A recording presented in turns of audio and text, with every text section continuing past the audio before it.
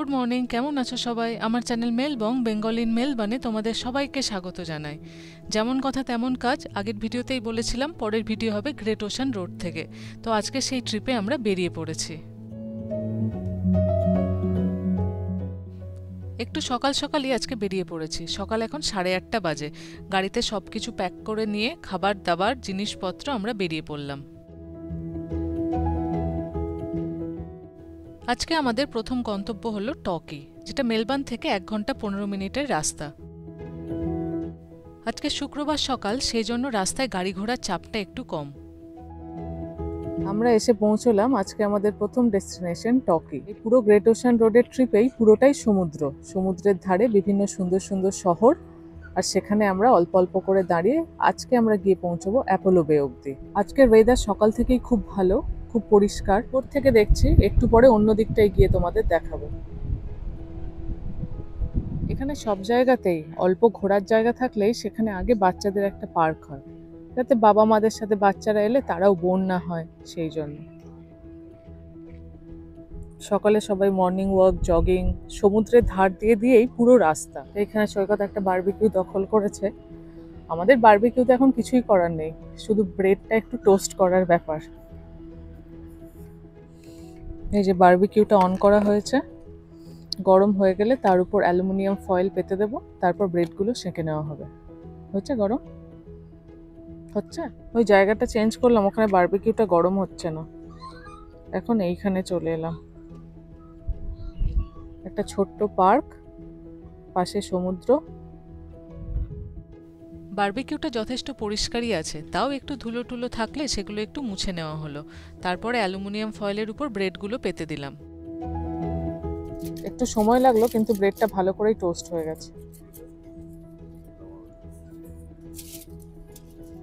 সাথে peanut butter. ঘুরতে বেরিয়ে অল্প একটু পিকনিক টিকনিক হলে কিন্তু ভালোই লাগে, তাতে ঘোরাও হয়, খাওয়ার মজাটাও থাকে। আমরা তো সব সময় শহরে বাইরে খেয়েই নিই, কিন্তু এই বেড়াতে বেরিয়ে এইভাবে খেতে কিন্তু একটা আলাদাই মজা আছে, তাই না? কালকের সুজিটাকে এইরকম বরফির মতো করে কেটে আনা হয়েছে। ব্রেড পিনাট বাটারের সাথে অল্প অল্প সুজি। সুজি আবার দুপুরেও খাওয়া হবে, এখন অল্প করে খাওয়া হচ্ছে। ভালোই ক্রিস্পি হয়েছে ব্রেডটা। খাওয়া দাওয়া করে ব্যাগপত্র গুছিয়ে আমরা বিচের এই দিকটা চলে এলাম। এই দিকেই বেশি মানুষজন থাকে, আর এখান থেকে বিচটা ভালো করে দেখাও যায়। ওই দেখো, ওই যে দূরে, এখানে বাচ্চারা সার্ফিং শিখতে আসে। এখানে যে ঢেউটা আসে সেটা সার্ফিং শেখার জন্য খুবই উপযুক্ত। এখানে অন্যান্য খেলাধুলার মতো সার্ফিংও কিন্তু ভীষণ জনপ্রিয় একটা খেলা। চারদিকে খুব সুন্দর একটা ঠান্ডা বাতাস বইছে, দারুণ সুন্দর একটা রোদ উঠেছে, সব মিলিয়ে অত্যন্ত মনোরম একটা ওয়েদার নিয়েও আমরা চলে এলাম বেড়াতে। কারণ কালকের দিনটা আবার একটু মেঘলা আছে, কিন্তু পরশুদিন একেবারে বৃষ্টি। এরকম করে উইকেন্ডে বৃষ্টি হলে তো আর ঘোরাই যাবে না। সেই জন্য আমরা ঠিক করলাম, না চলো, যখন কালকের দিনটা একদম ক্লিয়ার আছে কালকেই বেরিয়ে পড়ি। বাবা মার তো বাড়ি থেকে লিকার চা বানিয়ে নিয়ে এসছে, তাই ওদের চা খাওয়া হয়ে গেছে। আমরা যাচ্ছি এখন কফির সন্ধান করতে, দেখা যাক কোথায়। বিচের উল্টো দিকে রাস্তাটা ক্রস করলেই দু একটা কফির দোকান আছে। সকাল সকাল একদম ব্রেকফাস্টের ভিড়, পুরো রেস্তোরাঁটাই ভর্তি। আমরা তো বসবো না, কফি নিয়ে চলে আসবো। আজকে ওয়েদার ভালো বলে ক্যাফের ভেতরে তেমন ভিড় নেই, সবাই রোদের মধ্যে বাইরেটাতেই বসেছে। এখানে সুন্দর সুন্দর দেখতে কেক আছে, বাট আজকে আমাদের মিষ্টি খাওয়ার তেমন ইচ্ছে নেই। ভেতরটা দেখো একেবারে ফাঁকা, কিন্তু বাইরেটা পুরো ভর্তি। বেশ সুন্দর, কি বড় একটা ফ্লাওয়ার বুকে রাখা আছে, খুব সুন্দর করে সাজানো। টকিতে বেশ ভালো ভালো ব্রেকফাস্ট কিংবা লাঞ্চের জায়গা আছে। আমরা আগেও এখানে দু একবার এসেছি, দারুণ খেয়েছি। কফি পেয়ে গেছি, যা এবার দেখি বাবা মা কোন দিকে গেল। এই বিচের মধ্যে অনেক গাছ। এটা ঠিক বিচ না, বিচটা তো নিচের দিকে, এটা উপরে। উপরে সুন্দর একটা পার্ক, তারপর সিঁড়ি দিয়ে নেমে গেলে বিচ। আর সব জায়গা যেমন হয় অত্যন্ত ওয়েল মেনটেন্ড, যারা আসবেন তারা যেন ভালো করে বসার জায়গা পান, খাওয়া দাওয়ার জন্য বারবিকিউ তো আছে, সব জায়গায় ডাস্টবিন, মানে এসবের কোনো সমস্যা নেই আর কি। বিচের মধ্যে লোকজন ছোট ছোট টেন্টও নিয়ে এসছে, মানে সারাদিন থাকবে, কখনো কখনো টেন্টের মধ্যে একটু রেস্টও নিতে পারবে। এনারা তো সার্ফিংয়ে প্রো, সেই জন্য বাড়ি থেকেই বোট নিয়ে আসছে। এখন বেশ কিছুক্ষণ সার্ফিং করবে। ওই যে বাবা মা ওখানে দাঁড়িয়ে দাঁড়িয়ে সমুদ্র দেখছে। সার্ফিং ক্লাসের আগে মনে হয় বাচ্চাদের দৌড় করাচ্ছে। গাড়ি একদম কাছেই পার্ক করা, বেরিয়ে পড়বো পরের ডেস্টিনেশনের জন্য। আবার গাড়িতে উঠে পড়লাম। এইরকম ভাবেই পুরো রাস্তাটা, একটু করে যাব, গাড়ি থেকে নামবো, একটা জায়গা দেখবো, আবার গাড়িতে উঠে পড়বো। টকি থেকে 15 মিনিট দূরে এলাম। এই জায়গাটার নাম হচ্ছে অ্যাঞ্জেলসি। অ্যাঞ্জেলসি হলো মোহনা। এখানে একটু দূরে গিয়ে নদীটা সমুদ্রে মিশে গেছে। নদীর ধারে এরকম ছোট ছোট বাঁশের গাছ হয়ে আছে, দেখতে সুন্দর লাগছে। একটা ছোট্ট জেটির মতো। এখান থেকে কোনো নৌকা ছাড়ে না, জাস্ট গিয়ে ভেতরে ছবি তোলার জন্য। ওই যে দূরে দেখছো, ওটাই হলো মোহনা।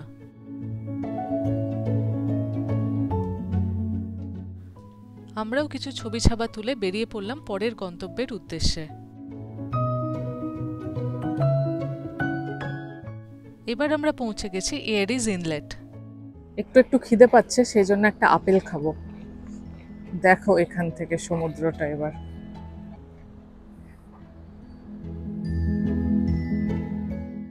পাহাড়ের উপর থেকে নিচে সমুদ্রটা দেখতে কিন্তু অসাধারণ লাগে।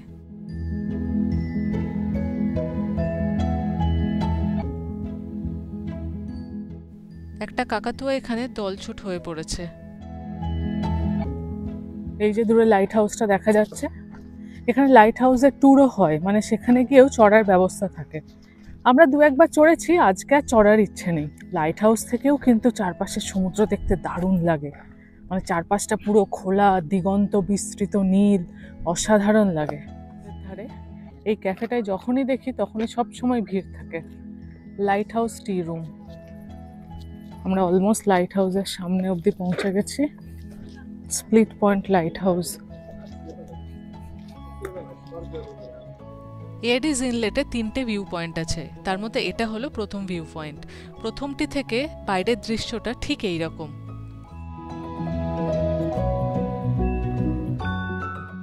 সেকেন্ড আর থার্ড ভিউ পয়েন্ট হলো একটু নিচের দিকে।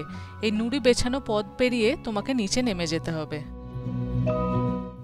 সেকেন্ড ভিউ পয়েন্ট থেকে দৃশ্যটা এই রকম সুন্দর।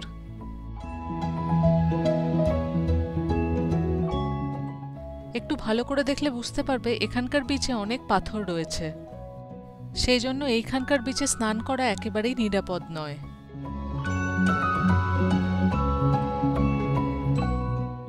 এইবার আমরা যাচ্ছি থার্ড পয়েন্টের দিকে।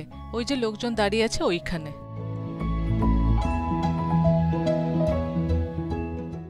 এই দৃশ্যটা প্রথম পয়েন্টের সাথে মিল থাকলেও একটু কাছ থেকে দেখা যাচ্ছে। এখানে নিচে যে কালো পাথরগুলো দেখা যাচ্ছে সেগুলো প্রায় 24 থেকে 29 মিলিয়ন বছর আগে আগ্নেয়গিরির অগ্ন্যুৎপাতের ফলে তৈরি। আমাদের ঘোরা শেষ এইটা। এবার আমরা আস্তে আস্তে উপরের দিকে উঠছি।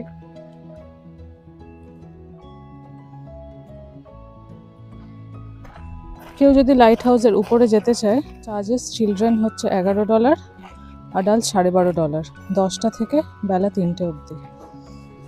বাইরে খুব রোদ, ভাবলাম একটা কোল্ড কফি খাওয়া যাক, সেই জন্য ভেতরে এসছে। শহর থেকে দূরে বা কোনো দুর্গম জায়গাতেও যদি এখানে কোনো ক্যাফে থাকে, সেটা এত সুন্দর করে সাজানো থাকে যে ঢুকলেই মনটা ভালো হয়ে যায়। এই ক্যাফেটাও সেই রকম, ভেতরটা এত সুন্দর, ছিমছাম, খুব ভালো। অ্যাজ ইউজুয়াল লোকজন বেশিরভাগ বাইরে বসেই খাচ্ছে। রোদে গরম লাগছে, কিন্তু ছায়ায় বসলে বেশ মনোরম। কফি পেয়ে গেলাম। খাও খাও, কেমন কফি দেখো। আইস লাতে, স্ট্যান্ডার্ড।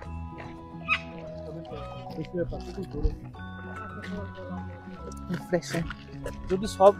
বাইরের রোদটা এতটাই চড়া, এখানে সুন্দর ছায়ার মধ্যে দিয়ে যেতে খুব ভালো লাগছে।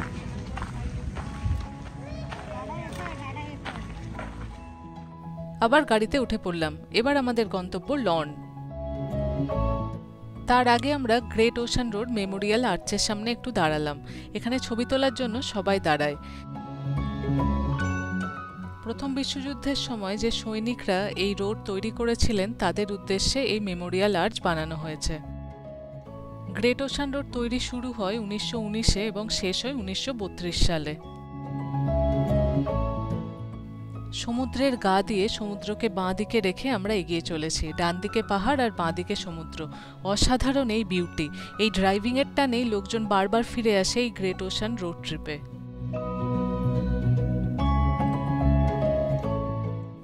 এয়ারিজ ইনলেট থেকে আর 30 মিনিট দূরে অবস্থিত এই লন আমরা পৌঁছে গেছি। সমুদ্রের ডাক শুনতে পাচ্ছ? একদম সমুদ্রের গায়েই আছি আমরা, শুধু দেখা যাচ্ছে না তাই। ওই ফাঁকটা দিয়ে গড়লেই বিচ। চলো আমরা এখন আপাতত একটা বারবিকিউ খুঁজি। কাঁধে দুটো চেয়ার আর হাতে একটা যোগা ম্যাট নিয়ে নিয়েছি বসার জন্য। এখানে আমাদের মতোই কিছু ইন্ডিয়ান বসে বসে খাচ্ছেন, মনে তো হচ্ছে বিরিয়ানি। ওয়েদারটা তো আজকে মানে অসাধারণ, মানে ভীষণ ভাল লাগছে যে আমরা ইনস্ট্যান্ট ডিসিশন নিয়ে বেরিয়ে পড়লাম, সেই জন্য এত ভালো ওয়েদার পেলাম। একদম বিচের পাশেই রেস্তোরাঁ। লনের সমুদ্রও খুব ভালো, এখানেও স্নান করার জন্য আদর্শ জায়গা। এখানেও সার্ফিং শেখানো হয়। এখানেও একটা বড় গ্রাউন্ড, বাচ্চাদের খেলাধুলোর জায়গা। আমরা ওইখানে একটা বারবিকিউ খুঁজে পেয়েছি, ছায়াও আছে, সেখানে বসেই ভালোভাবে খাওয়া দাওয়া করা যাবে। এখন প্রায় দুপুর 2:15 বাজে। আমাদের সকলেরই বেশ খিদে পেয়ে গেছে। বারবিকিউগুলো পরিষ্কারই আছে, লাস্ট যে করে গেছে সে পরিষ্কার করে গেছে। আমরা একটা ডিসইনফেক্টেন্ট ওয়াইপ দিয়ে ভালো করে মুছে নিচ্ছি। গরম হচ্ছে? আগের দিন তো দেখলেই, আজকে দুপুরের জন্য বানানো হয়েছে লুচি, তরকারি আর সুজি। তো সেগুলোই আস্তে আস্তে গরম করতে বসানো হবে।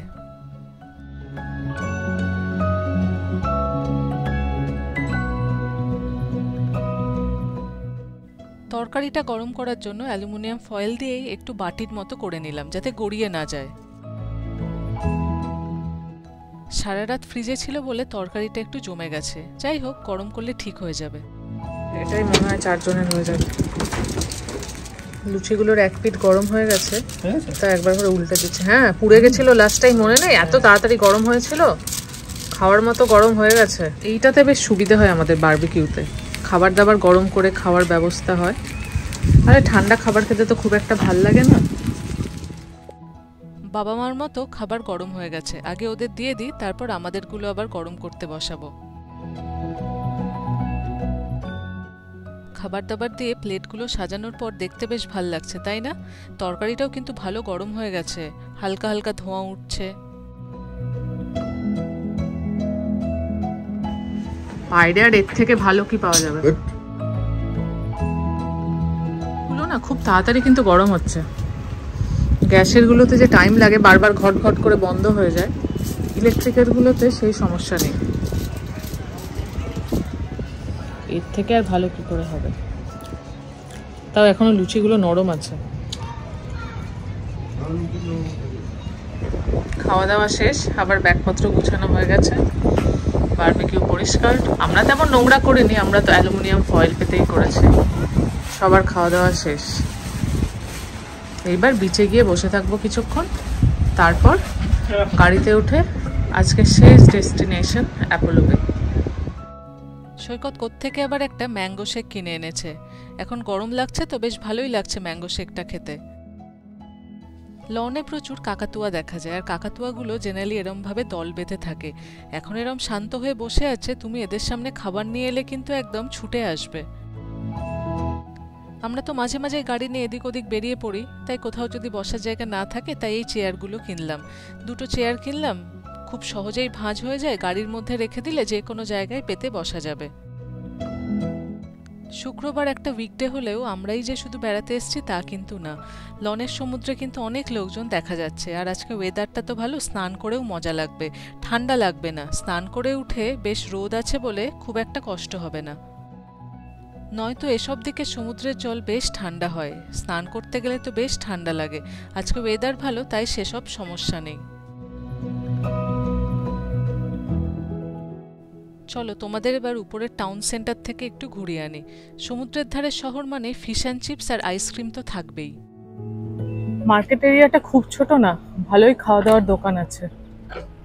লনে এসে অনেকেই রাত্রিবাস করেন, এক রাত্রির থাকার জন্য খুবই ভালো জায়গা। লন কফিটা দেখো, একটা ট্রাকের সামনের দিকটা লাগানো। এই হ্যাটগুলো দেখতে বেশ ভালো লাগছে, ক্যান্সার কাউন্সিলের। বিচে পড়ার জন্য খুবই ভালো, দেখতেও খুব সুন্দর। এক একটার কালার তো বেশ সুন্দর, বিশেষ করে এই সাদাটা। এখানে বেশিরভাগ দোকানে বিচ ফ্যাশনের যেসব জিনিসপত্র সেগুলোই বেশি পাওয়া যাচ্ছে। মোটের উপর জায়গাটা কিন্তু খুবই সুন্দর। আমরা আগেও বেশ কয়েকবার এসেছি, এই নিয়ে আমাদের 4 না 5 বার আসা হলো। এইগুলো সব বাচ্চাদের টুপি, খুব সুন্দর সুন্দর দেখতে, প্রত্যেকটার প্রিন্ট সুন্দর। এতদিন সানস্ক্রিনে আমি প্রোটেকশন দেখেছি, এই প্রথম টুপিতে দেখলাম 50 UPF, এক্সেলেন্ট প্রোটেকশন। পাশ দিয়ে যাচ্ছিলাম, এখানে একটা রিয়েল এস্টেটের দোকান দেখলাম, সেখানে কি কি বাড়ি ফর সেল আছে সেগুলো দেখছিলাম। বাড়িগুলো যা দাম! এটার দাম 3.4 মিলিয়ন, অলমোস্ট 3.5 মিলিয়ন। এর লোকেশনটা দেখো।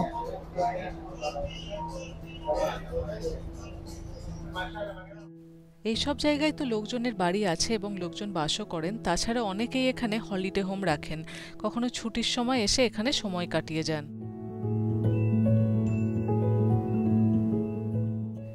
দেখো, এখানে পাঞ্জাবি ভাষায় লেখা আছে যেন কাকাতুয়াকে না খাওয়ানো হয়, তারা ওয়াইল্ড বার্ড, তোমাকে এসে আঁচড়ে দিতে পারে। অনেকক্ষণ ধরে এখানে হাঁটাহাঁটি করলাম, আর ঘুরবো না, এবার বেরিয়ে পড়বো পরের জায়গার জন্য। সমুদ্র দেখতে দেখতে বাবা মার সময়টা কিন্তু খুব ভালোই কাটলো। লন ঘোরা শেষ, সব কিছু গুছিয়ে গাছিয়ে নিয়ে এবার আবার গাড়িতে উঠতে যাচ্ছি। বেরিয়ে পড়বো অ্যাপোলো বের উদ্দেশ্যে। অ্যাপোলো বে এখান থেকে যেতে সময় লাগবে ঘন্টাখানেক। আজকের ভিডিও এখানেই শেষ করছি, কারণ ভিডিওটা অনেক বড় হয়ে যাচ্ছে। পরের ভিডিওতে দেখাবো আমরা অ্যাপোলো বেতে গিয়ে কী করলাম, কোথায় থাকলাম এবং সেখান থেকে আরও ট্রিপে আমরা কোথায় কোথায় গেলাম। আজকের ভিডিও তোমাদের কেমন লাগলো আমাকে কিন্তু অবশ্যই জানিও। ভালো লাগলে একটা লাইক করে দিও, আর আমার চ্যানেল যদি তোমাদের ভালো লাগছে তাহলে প্লিজ সাবস্ক্রাইব করো। আজ তাহলে আসি, খুব শিগগিরই দেখা হচ্ছে পরের ভিডিওতে। সবাই খুব ভালো থেকো, টাটা।